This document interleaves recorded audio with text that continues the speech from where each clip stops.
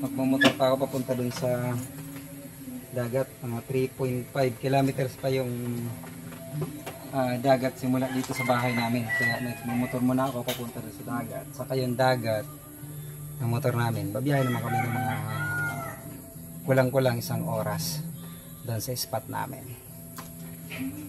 So samahan nyo ako guys sa ating night sport fishing adventure. Let's go!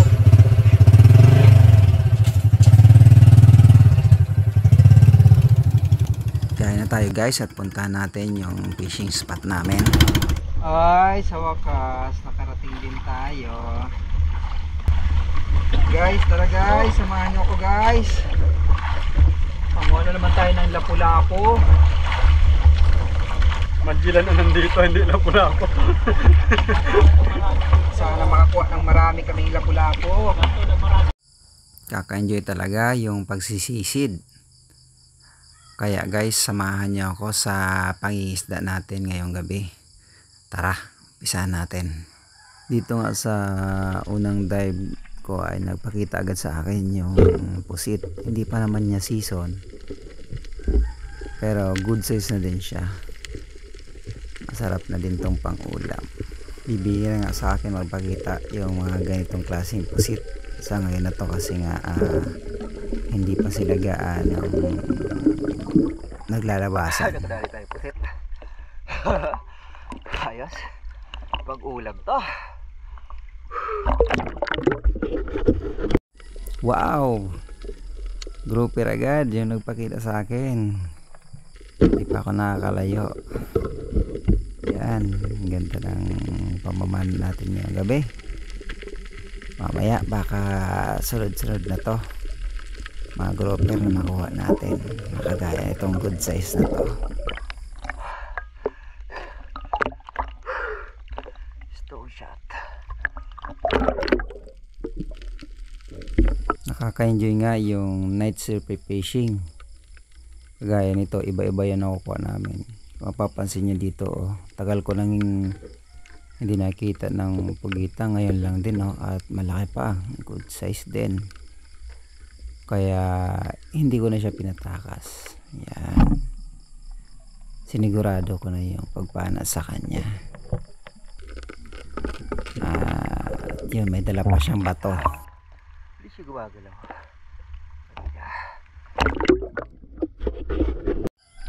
Madalas nga sa atin guys nagpapakita ang mga ganitong klaseng lapu-lapu, at madali lang siyang panain kasi hindi naman siya gaano nakatago.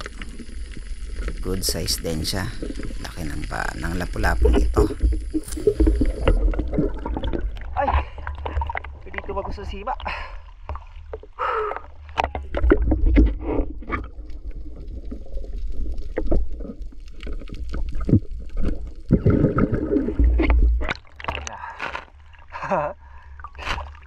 Puti na lang. Sulit nga guys yung short night dive natin, halos sunod-sunod na lapu-lapu nagpakita sa atin. Ang saya talaga. Kaka-enjoy pag ganitong laging pamamana natin. Maraming lapu-lapu, mga mamahaling isda yung mga nakukuha natin. Sarap nitong pang ulam at mahal din pang benta. Lapu, pwede na.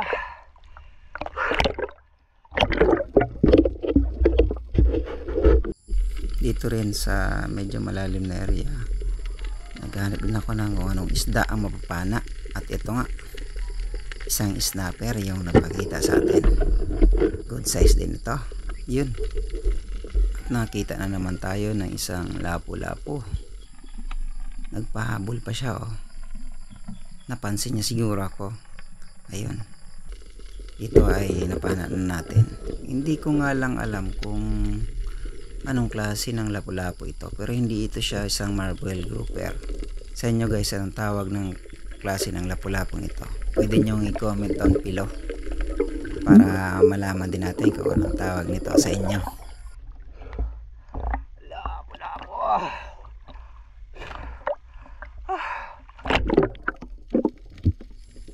Ito guys, yung bibihirang makuha na isda o bibihira kong makuha ang isda, yung orange band surgeon fish. Yan o, ang ganda niya, tumago pa. Yun, nagpakita din sa atin sa kabila. Yan, papansin nyo yung orange niya sa katawan, o ang ganda, ang laki pa naman niya. Isa din ito sa mga klase ng labahita. Meron nga lang siyang orange na guhit dyan sa gitna ng katawan niya. Kuha natin. Ito din yung isa pang klaseng isda, kung tawagin sa amin ay ring. Yan, di siya madalas tumago, nasa labas lang siya. Dito nakita tayo ng tatlong magkakatabing danggit. Yun, trinipol nga natin siya sa isang shot lang, pero hindi naabot yung isa, nakatakas. Oh, ayun, kung mapapansin nyo, nakatakas na yung isa, lumayo na. Dalawa lang yung nakuha natin. Yung isa dito, dati na natin kuha, nireload lang natin kasi nakita tayo ng tatlong ang magkakatabing danggit. Hindi naabot yung isa. Dalawa lang. Sulit nga guys yung pamamana sa gabi, lalo na pag nakakita kayo ng mga gaya nitong klaseng isda, snapper. Yan, good size din siya at hindi ka na pahirapan pa, mabilis lang siyang makuha. Kagaya nito, mabilis ko lang mahatak yung snapper na to. Sa di kalayuan na nakita tayo ng surahan. Malikot yung surahan na to. Ayan o. Pero madali lang natin siya napana. Ang sarap nitong ihaw. At madalas ito nakatago lagi sa mga bato. Sa mga butas ng mga bato-bato. Ayan. Buti ngayon nakalabas na siya. Ayos. Basurahan. Yan na tayo guys.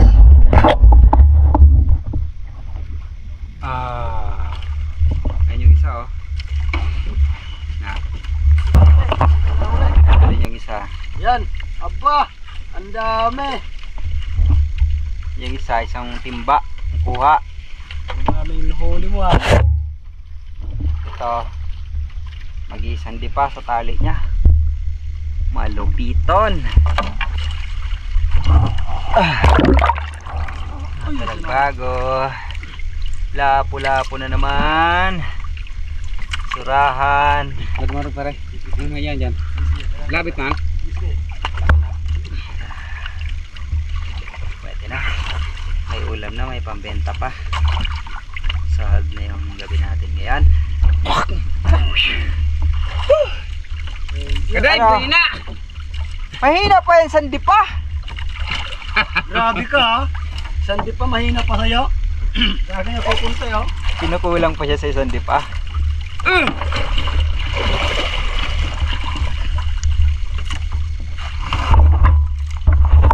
Woo! Uwi na kami. At tama-tama na, high tide na. Uwi na, uwi na. May pang ulam na. Ulam na, pagbenta pa.